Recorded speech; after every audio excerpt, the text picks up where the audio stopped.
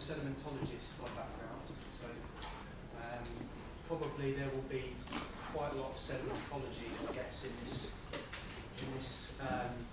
this lecture. And what we want to do really is to think about how rift basins operate in terms of the typical sorts of geometries that you get as the crust pulls apart, and the typical deposits that you get in rift basins. That's the idea today. And I'm not sure how far you've got with this sort of thing with Marta. I suspect quite a long way with thinking about the theoretical processes of basin formation. I guess if we sort of think about this spectrum of extension from oceanic basins and mid-ocean ridges over here to passive continental margins over here and into a terrestrial environment. Good morning. We will see today that we will cover basically the rift basins, and next week I'll introduce you to, in some detail, to intracratonic basins or intracratonic sag basins. So today the sorts of basins we'll be dealing with are typically those associated with fairly substantial topography at the basin margins, active faulting, and so on. The intracratonic sag basins that we'll deal with are very, very large in scale. It's typically a relationship that develops between these two basin types, whereby rifting is sometimes aborted and succeeded by a phase of crustal sag. I'll give you lots of examples of those, particularly next week, where I've worked quite a lot on them, different parts of the world. So just to remind ourselves of how these things work in two simple models which have been well known for many years now, with two mechanisms to generate rifts. The first being this pure shear model, whereby we've got our stratified asthenosphere, mantle, lithosphere and crust, and it's simply the very symmetrical rift system which is developing in this model. On the other hand, with a degree of simple shear involved, we would expect the asthenosphere and the mantle lithosphere to get dismembered by a large fault that dives down into the asthenosphere and below into the deeper mantle. And as a result of this process, you get a very asymmetrical rift system developing, with faults, fault partitioned basins across here, and larger fault systems soling out on a detachment like that. So, what do we think about? I mean, what sort of, when we talk about rifts, what do we really mean about the extension in the crust? Well, if we think about this situation where we've got a pre-rift situation with your moho probably at a depth of about 28 kilometres or something like that, with about 5 kilometres of extension, start to get these grabens developing. So a graben is, who speaks German? No Deutsch speakers here? Ah, see, getting graben. Okay, so actually, strictly speaking, as you will know from Ahmed's profound understanding of German, we use the Graben is both the singular and the plural. So talk about a series of Graben, for example. And you may get some degree of partial melting, as we'll see in certainly places like the East African Rift Valley. Lots of volcanics coming up to the surface, interbedded with rift sediments. Okay, so we're talking about progressive extension. So if you then start to stretch the system a bit more, then eventually what's starting to happen, and somebody sat on my pointer, so I can't. I had a very nice laser pointer, as the people who did sedimentology remember. There's these uplifted rift shoulders either side. So you get the buoying up of the mantle and uplift at the margins. So progressive extension with, in yellow, a series of sedimentary rocks which are forming a more continuous set of layers. And then again, continuing your extension factor, your beta factor, you start to really, this upwelling mantle bursts through, it penetrates the rift system itself, new oceanic crust starts to form, and so this situation we would regard as ocean, the continental to ocean transition, which, think about a modern day example, where are we talking about?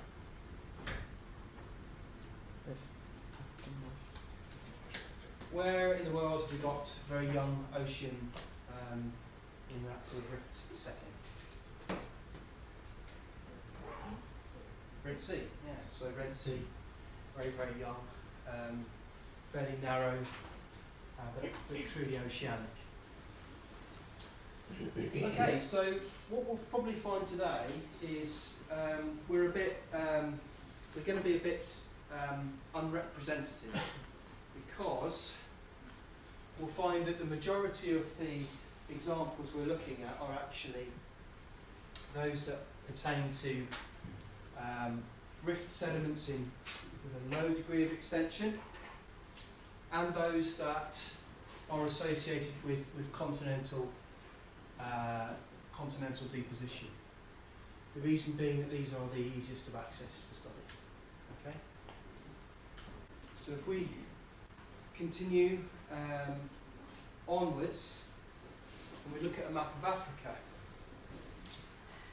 we see that we can map out, as many of you know, fairly extensive igneous provinces from the Afar plume, going down through these series of fairly long rift related faults.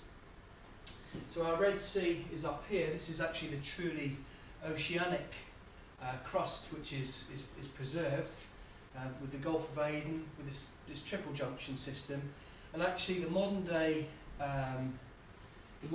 East African rift is clearly above sea level, and preserves a whole series of different basins, which include basins that are filled with modern day lakes, plus those that include non-lake filled depot centres. So we'll basically use those as an example in many places.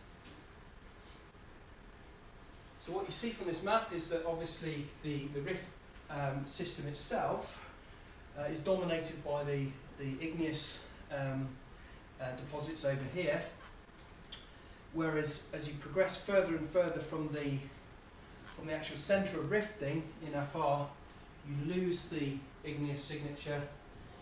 You start to see more in terms of these sort of interweaving fault systems and lakes. So good to look at a modern day rift system before we start jumping into the rocks themselves.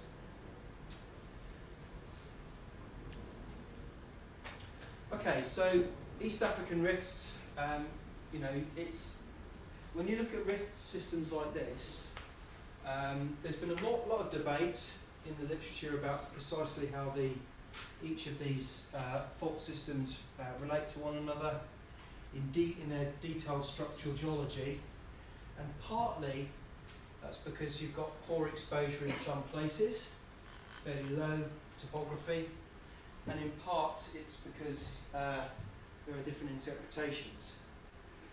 But anyway, this East African rift system, sort of zooming in a bit more, what you start to see is that again, this is Lake Malawi, Lake Tanganyika, and so on. And each of these basins are fairly narrow, fairly continuous in terms of their width between the bounding faults, and disconnected from one another by transfer zones. Okay.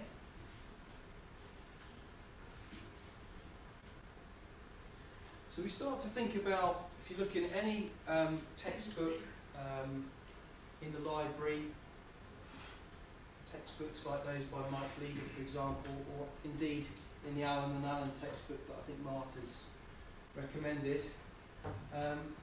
Julia's waving at me. You see that you've got these graben, which develop, stretching these to fairly significant topography on these basin bounding faults. So we've seen that in places like Lake Malawi, Lake Tanganyika, obviously this area is occupied by a standing body of water, but typically you've got gullies and incisions which cut through the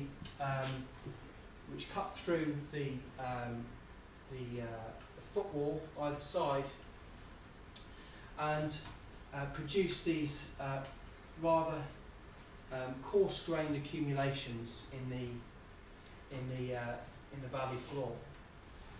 So what we'll see is that basically it's a story in this continental setting of intercalated alluvial fans and lake systems. Very simple. On the other hand, and this depends on how the rift actually works, if you've got discrete graben with significant faults on either side, or whether you've got a series of en echelon basins. In this half graben model, this was Lynn Forster, used to be here in this department. She was the predecessor to Gary Nichols, who was the predecessor to Javier. Some of you have just met Javier. You have this rather dominant basin bounding fault, and you have a more pronounced topography on this side than this side. So as a result, you've got the alluvial fans which come down into the valley like so. You may get some lake successions in here and alluvial deposits a little bit further away.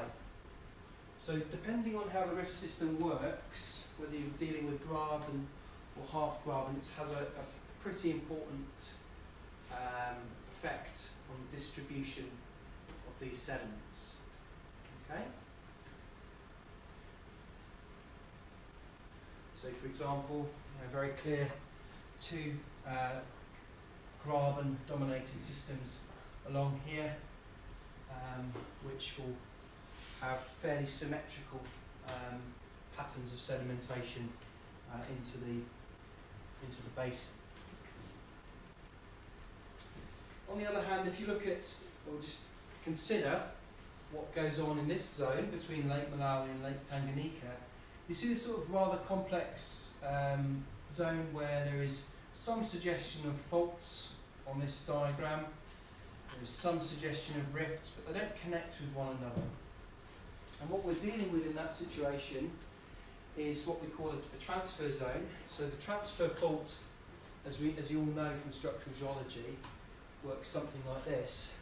So on this side we've got these half graben, which are dipping down towards the left-hand side, and the system is actually connected by a transfer fault, which accommodates lateral displacement, and it's snaking its way around like that.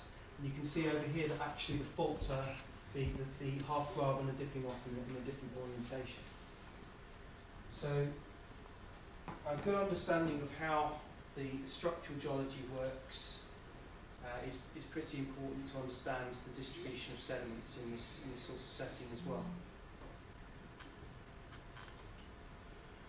So you come to a whole array of different models you can think about, and again, this is modified from a textbook by Mike Leader, who's in the University of East Anglia. And he's worked in lots of, shall we say, rift basin type settings, particularly in the Mediterranean area. And what you see in this model is, well, you can think about the graben, you can think about the half graben models, but then you look in a bit more detail. So if we look in this particular model, we're thinking about internal drainage. So in this half graben, we're dealing with there's no exit point for the water going into the basin. So we've got a series of these rather pronounced uplands over here. On the footwall, the hanging wall system is dominated by a lake here. These rather wider fan systems spreading out over a slightly lower topography, and basically a fairly isolated lake system. So notice how in this model you've got these alluvial fan deposits which are interfingering with the lake deposits here, and on the other side we've got another system, but it's very much lower in profile. So we've got loads of fantastic examples to deal with. If we go to the continental US, go to the Mojave Desert, find ourselves in Death Valley like this, we get an abiding message where we've got this very high topography. This is the rift basin itself, bad water basin with salt and evaporite deposits down here, and this is the Panamint Mountains with very large alluvial fans which come down during flash floods and build out onto the valley floor. An excellent example of an arid rift system.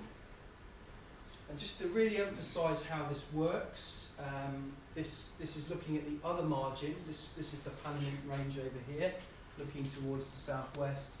These are the Funeral Mountains over here, and this is a fairly small but beautifully formed alluvial fan coming down from this slope and accumulating in the desert plain. All this stuff that you see in the foreground is very rubbly material passing into a salty desert over here. These are ephemeral lake deposits. So if ever you wanted to study an active arid continental rift system, this is the place to do it.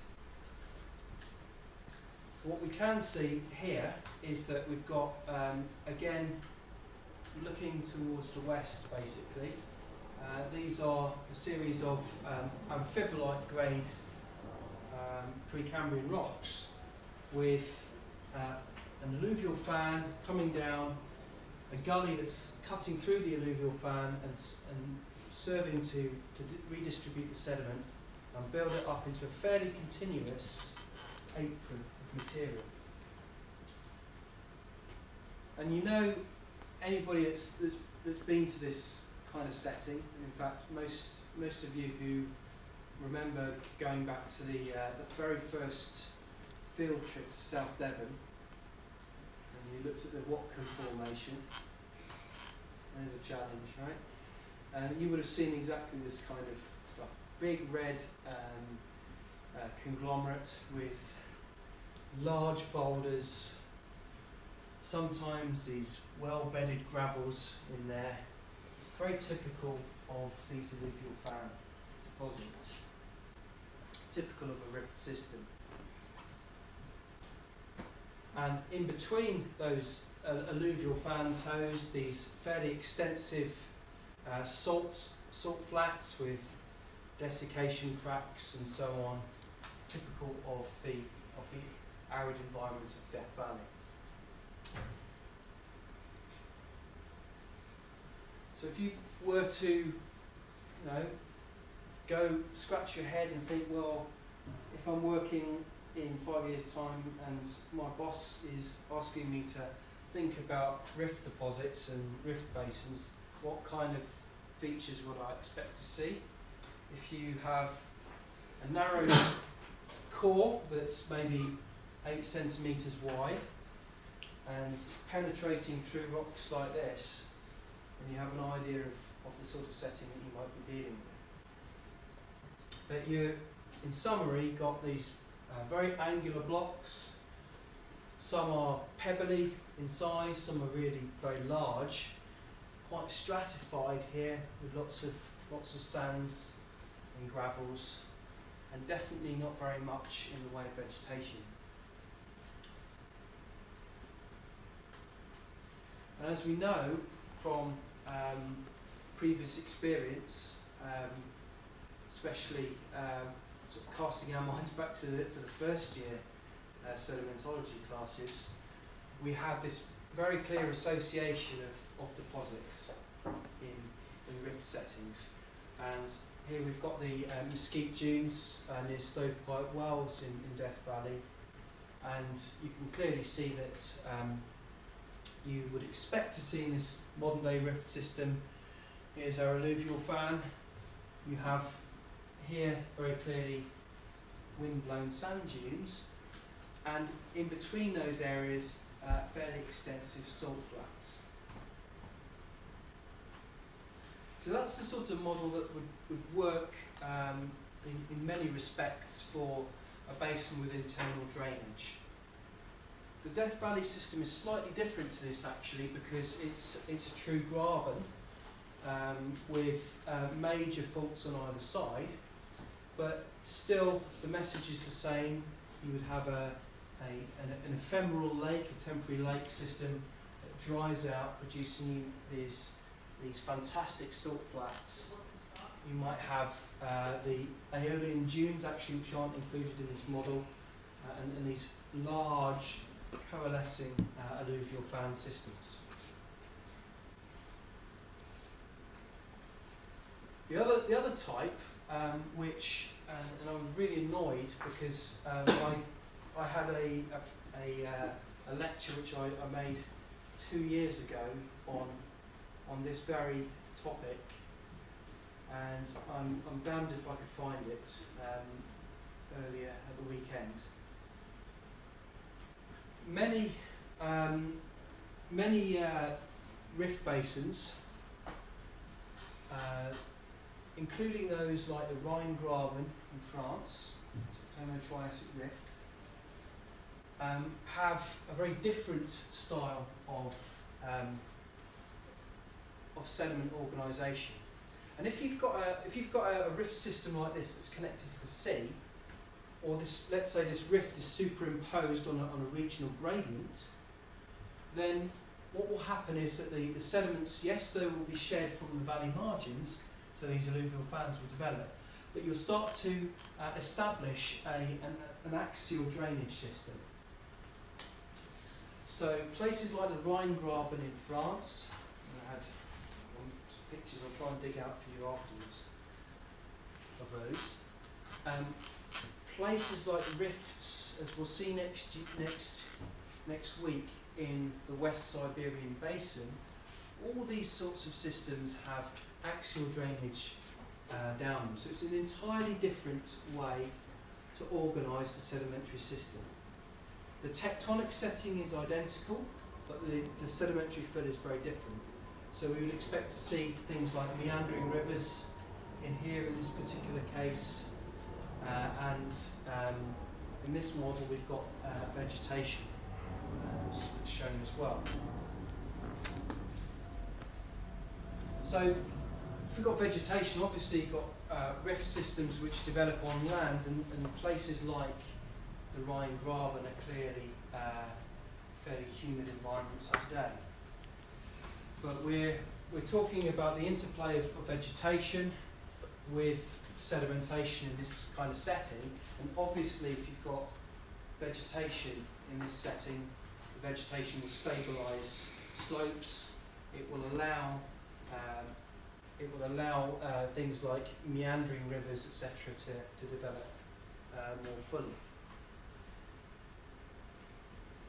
So plenty of examples of this with, in this case, some nice bits of wood lying around here and there. So it depends really. If the rifting is taking place in a humid environment or an arid environment, obviously in this case in a humid environment with conifers in the background, it's going to have an influence on the system, on the sedimentary system that we see. And quite how that develops is something that we can deal with on a case-by-case basis.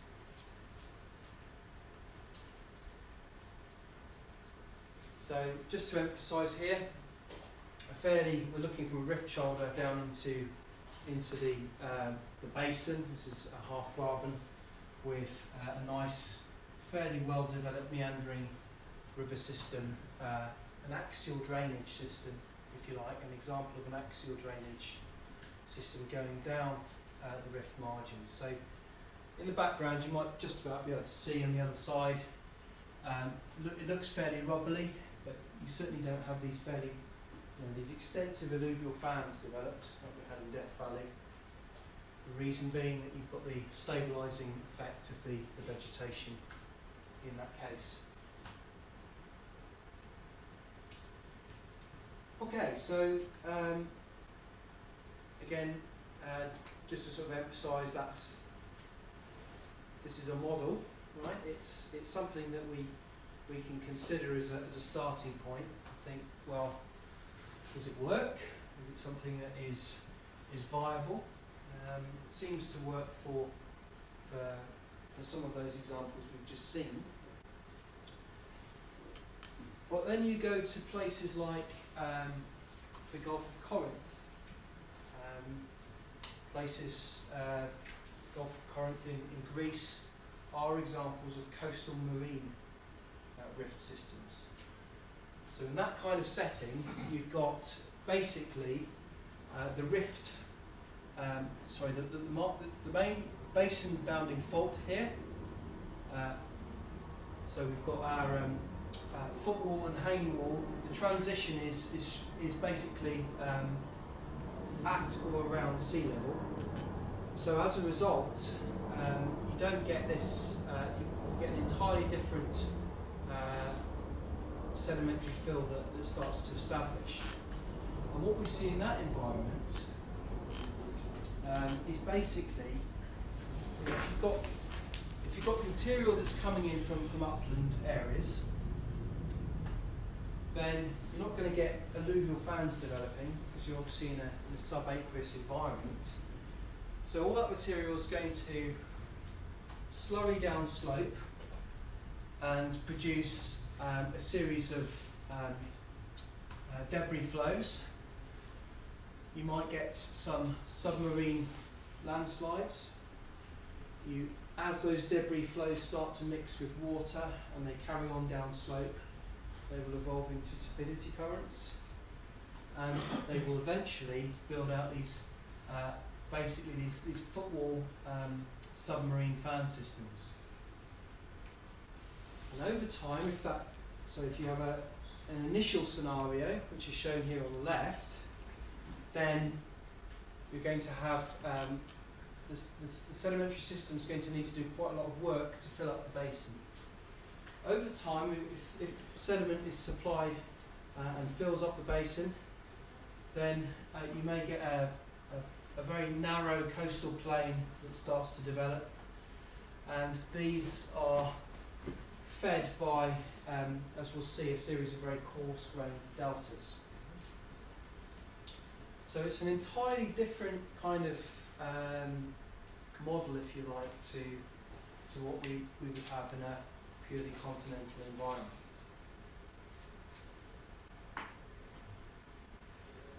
So, exactly, places like the Gulf of Suez are characterised by lots of coarse-grained deltas.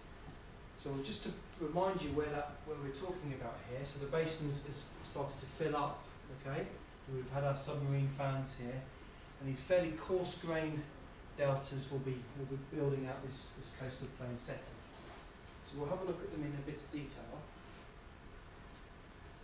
And they're a very special type of delta.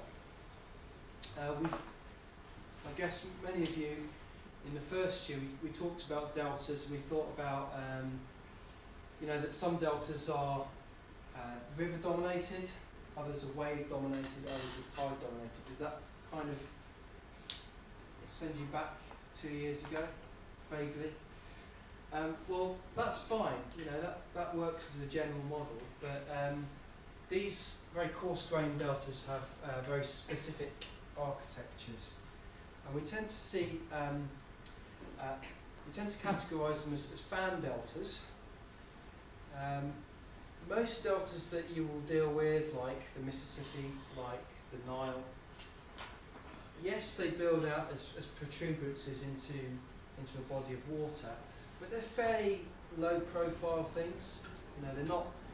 It's not basically a case of walking to the edge of the delta and then seeing a great big slope at the other end.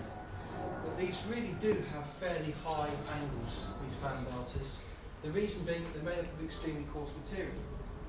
Coarse material has a higher angle of repose, angle of rest than fine material, so they can build up quite steep angles. So they're characterised by, again, a canyon that feeds into the delta, like so. You might have braided rivers and things on the top, and this fairly steep slope at the shoreline. So that's what's shown here in profiling cross-section, that each of these delta foresets is dipping down very steeply and interfingers with sands here in yellow. These are predominantly gravelly. Here are some sands, and in brown, the basinal muds in the pro-delta area. So, yeah, an example of the Gulf of Corinth. This is what you see at the coastline. To state the bleeding obvious, the land and the sea. Dirty great topographic break. The main basin bounding fault doing something like that, soiling out into the sea. And this is the kind of thing that you typically see if you're driving from Athens to Patras. Anybody been to Patras? If you go there, there's this wonderful cafe that's got a weird collection of furniture outside, and those Moroccan smoking pipes, and it just looks like an exquisite sort of junk shop. It's weird. But just near there, what you have is, again, we're looking, if you can imagine the seas behind us, it's probably about 300 metres behind us. And there's this very, very gravelly, sandy river coming down, draining this highland area on the rift shoulder. You can see visibly that there's all sorts of coarse-grained material in there, and it's feeding one of these fan deltas. So it's exactly what we're looking at here. This is a fairly extensive protuberance into the sea in these delta systems. The Gulf of Corinth itself, near Patras, you can see again, just looking at the gravelly shoreline, how coarse this material is. But all the materials can be fairly well rounded in this case. Obviously, you're dealing with a high energy shoreline environment, and So you tend to find that the delta deposits themselves look something like this, with intervals of well-bedded sand and gravel and very well-rounded pebbles like so. In fact, I think there's perhaps a bit of imbrication in there as well. So very characteristic. We're dealing with marine processes here. So all that coarse grain material coming from the rift shoulder into the basin tends to be somewhat more rounded in character. Okay. So just again to really emphasise the differential topography that you have. You're looking at the rift shoulder here, standing on the plain, with the main basin rift fault coming down something like that towards us and dipping out, soling out under the plain. This is what the deposits look like in cross section. So remember, we're dealing with deltas here of a type, and they really are very steep. So we've got, just to sort of get the scale for you, this is about 5 metres. So you see these really impressive four-set deposits, delta four-sets like so, and they're overlain by this package of delta top sets with a soily profile at the top, and you know, they really are pretty steep features, made up almost entirely of gravel and sand, and fed by the rift somewhere over here, shedding the material towards the basin on the left hand side. So you look at it in detail, and again very gravelly, sandy material here. Because the material is derived from the rift shoulders, in fact these fairly narrow gullies, you tend to find that the material is very locally sourced, so you don't have a very wide range of lithologies to see here. In this particular case, sandstones mostly, lithic clasts. Okay, so we carry on. And you're moving away away from that fairly impressive set of four sets, and you start to get these finely grained deposits, so fairly well organised, parallel stratified sands here.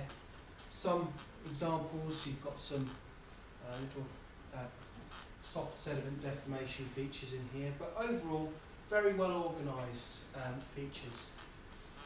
And I thought I could see, that's the next slide actually. Yeah, so this setting here, these well stratified sands would be forming somewhere out here, away from the channel area, reworked by marine processes on the coastal plain. Okay, so it's a model for how these deltas form in a rift setting. You go into the literature and you start seeing that actually there are lots of different types of rift-related delta systems, and probably the most common one would have been this Gilbert type fan delta, which was described by sedimentologist Gilbert back in, I think, 1880, in the 1880s. But there are variations on the type. So, for example, we have, as shown up here, a more extensive shelf type fan delta with reworking of the material at the river mouth into these disconnected bar systems. So somewhat lower gradient variation. We have more localised, somewhat more muddy systems, this slope type fan delta here with, again it looks very similar, but the key factor is you've got more mud in the system, so you start to develop four these slightly more extensive muddy delta slopes, and so on and so forth. So there are many different models that are available to characterise these fan deltas. So think about these shelf type fan deltas again. Bear in mind, look at these and think, well, yeah, these are perhaps end members, but they're simply conceptual models. So we've got, we would expect if we slice this in profile to have a transition from these coarse-grained materials. We have a braided river system here, which is shown in yellow in cross-section, passing into these bar systems over here, and a gently sloping pro-delta area. So places like the Gulf of Suez, not the Gulf of Corinth, but the Gulf of Suez, which is a place where we used to take quite a few of our MSc students, petroleum tectonics people, are a great place to see these sorts of fan deltas.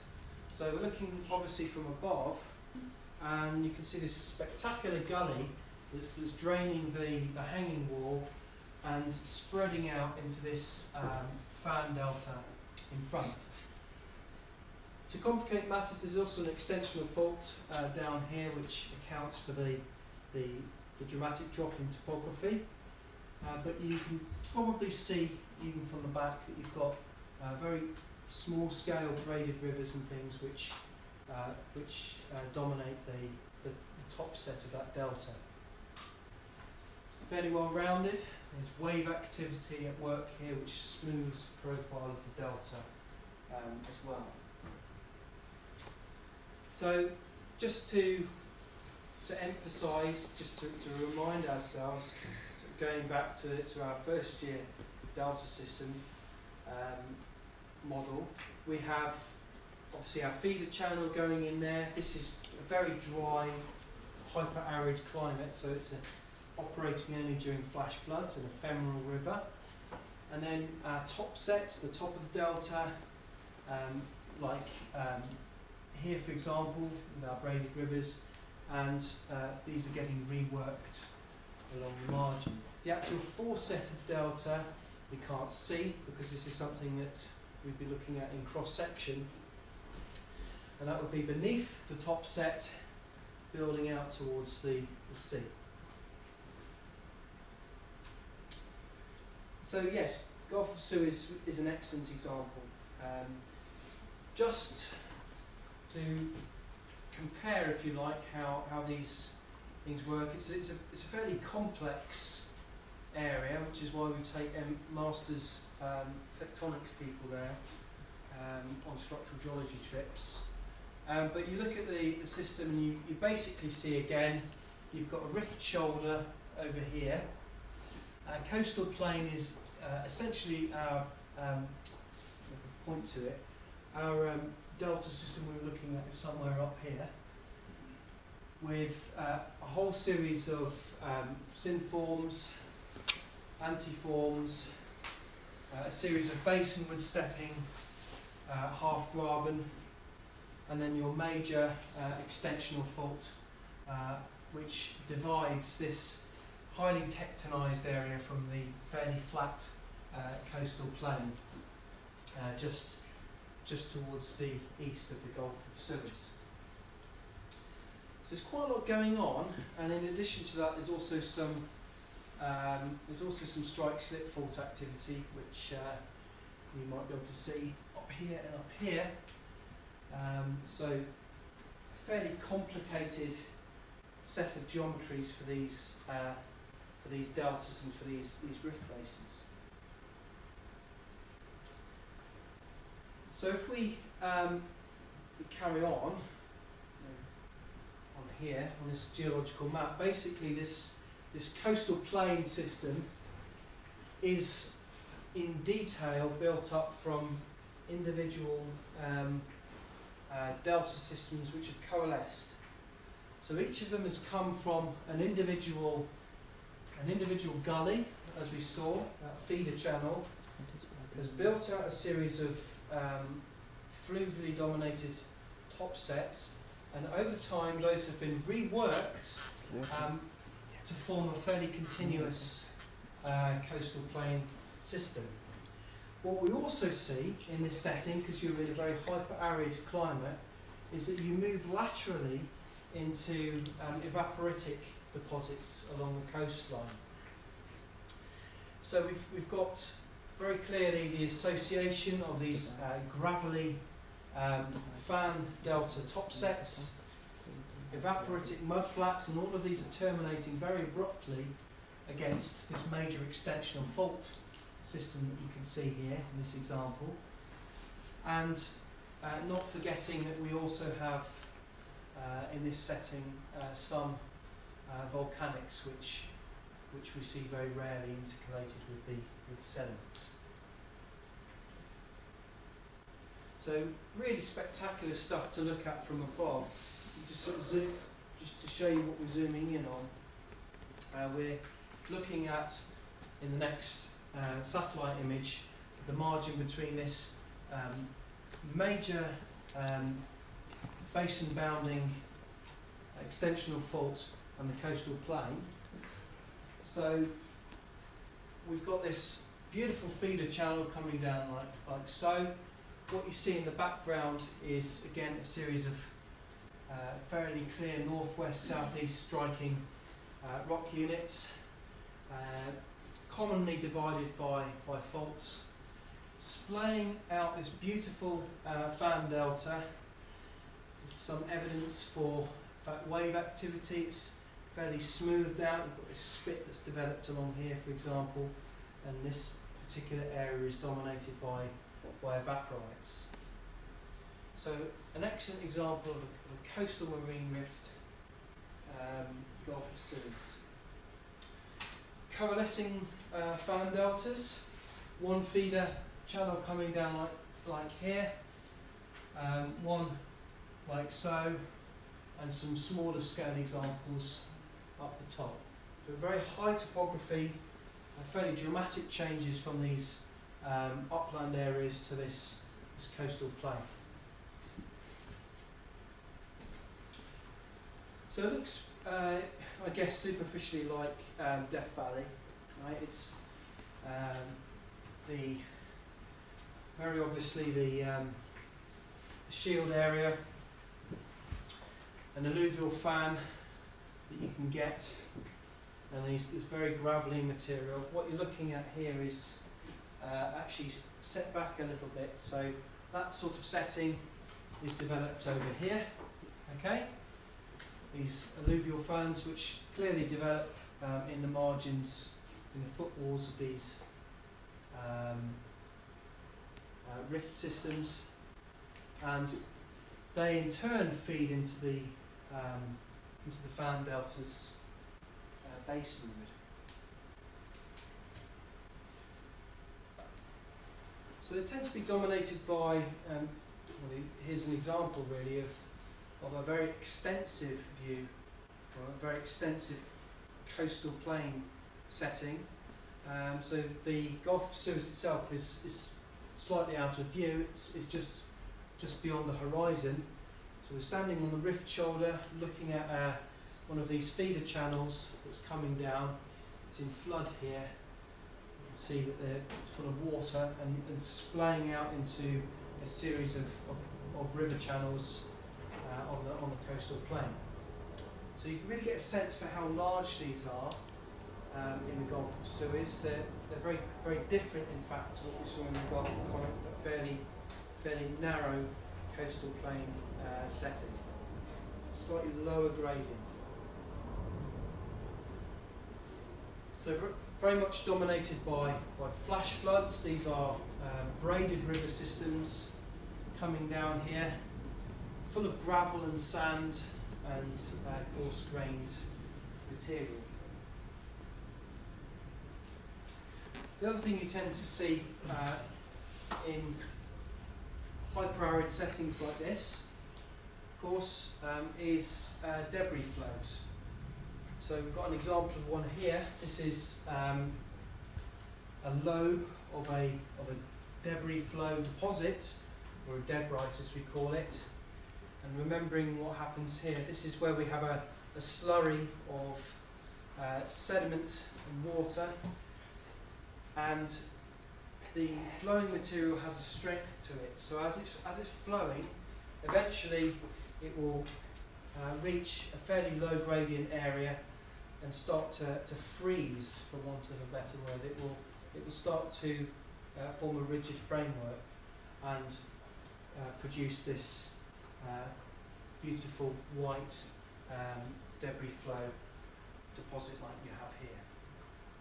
So when you look at these deposits, when you look at these coastal marine rift systems, you tend to expect that you have the interaction of these ephemeral rivers, these braided river systems, and debris flow processes.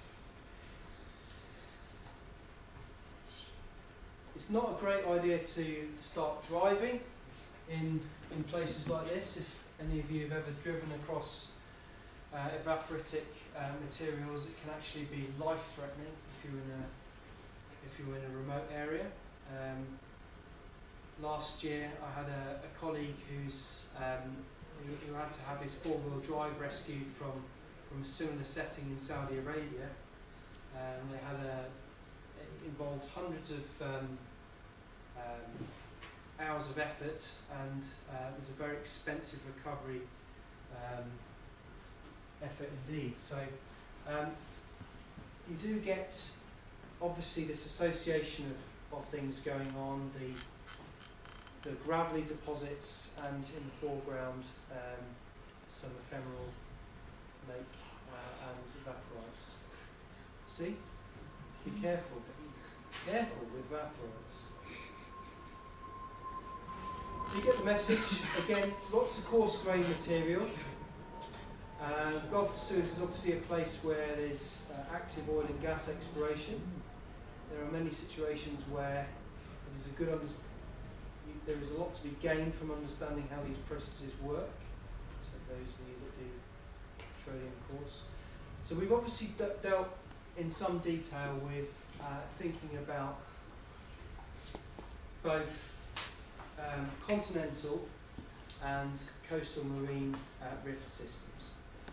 We thought about two real sort of examples, if you like. We thought about the Gulf of Corinth on the one hand, which tends to be dominated by fairly high gradients and fairly steep Gilbert-type deltas. And we've talked about the Gulf of Suez, which shows another separate suite of features with often fairly extensive, more low-lying coastal plains. The other one that we haven't even touched upon at all is what happens when you start to rift a carbonate system. Okay, so if you start to rift an area that's dominated by carbonates, then you end up with again a different suite of sedimentary facies. So this is summarised really by the model here by Mike Leader and Rob Gawthorpe, and just to sort of walk you through what we see, again we would tend to expect some talus material coming down from this rift shoulder. You may get evidence of exposure at the rift margins, so by that we mean things like karst topography, caves and so forth. You would expect to have an area that is starved of sedimentation.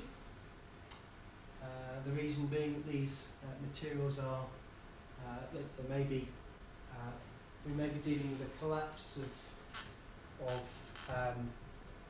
framework carbonates, things like bound stones. Okay, so they don't tend to produce beautiful flows like we would expect in more clastic systems. You may get reef systems which develop locally, particularly if you've got rifting. You may get some hydrothermal fluids which are coming through, perhaps stimulating the growth of reefs and so on in that setting. So we have a whole suite of different models to think about and deal with. And just skip through that a minute. I think that basically the key to it really is to think about, if you're looking at a rift system, if you're dealing with a half graben setting, series of one echelon half graben, or whether you're dealing with a true graben setting, and then whether you're dealing with a continental or a coastal marine system. But nevertheless, we have to remember that even in half graben, they die out. We have the pinch out faults here, for example, and alluvial fans feeding into the basin with perhaps some fluvial deposits. In this case, some axial drainage in the system, and we have to factor in other things like transfer zones. So we know that rifts are locally asymmetrical, dismembered by faults which may cross-cut them, and so on and so forth. So a fairly complex set of sub-environments. Okay, so these are essentially models which are variations on the theme, with a variety of different systems developing. So as rifting progresses, basically what happens is you may have lakes evolving. So places like Lake Tanganyika, as we saw in the East African rift system, a more dominant set of, more dominant, wider central half graben system here, perhaps with a fairly well uplifted margin and coalescing fans that feed into the lake from either side, which is what we haven't really considered so far. Haven't really considered these sorts of lake systems. For those who do petroleum, a few years ago there's a lot of interest in the Cenozoic deposits in lake systems like this. Lots of very organic rich materials in the East African rift systems. And we had a series of students on the MSc course that kept coming from that area, working on data, very interested in understanding how these coarse-grained systems in particular coalesce and how they can evolve into fans that feed the basin. They were really interested in actually drilling these coarse-grained deposits as potential hydrocarbon reservoirs. So there's a good economic reason why you should think about the evolution of rifts in that respect. Okay, so that just carries on, and progressively over time, the rifts may obviously become drowned. And you then got the interplay of not only the feeder systems. The feeder systems may then get abandoned.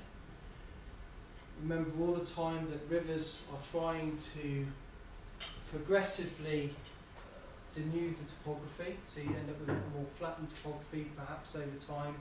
The establishment of a coastal marine system and the flooding of those lakes to produce shallow marine seaways. So one of the nice things about these models that people like Rob Crawford and Mike Leader came up with several years ago is it allows you to connect how rift systems progress from continental to marine in origin. So that goes to almost to completion at this stage. So you start to get these sort of islets that are still popping up above the sea level. You may get some residual coastal plain settings which are almost isolated now, and those are, in this case, occupying a transfer zone between these two half-graben, whereas most of the succession is dominated by marine environment. At this stage, if you start to get a really deep water basin, an analogue for this particular part of this particular model would be the Gulf of Suez. Sorry, the Gulf of Corinth, excuse me, the Gulf of Corinth, where we have a fairly narrow coastal plains setting, small deltas basically feeding material down those slopes. Those in turn will be evolving into a series of debris flows and turbidites that build out some submarine fans at that stage. Okay. So I hope that gives you a good, at least a basic overview of how sedimentary systems in rift basins work, and basically the range of different types that you might expect to see.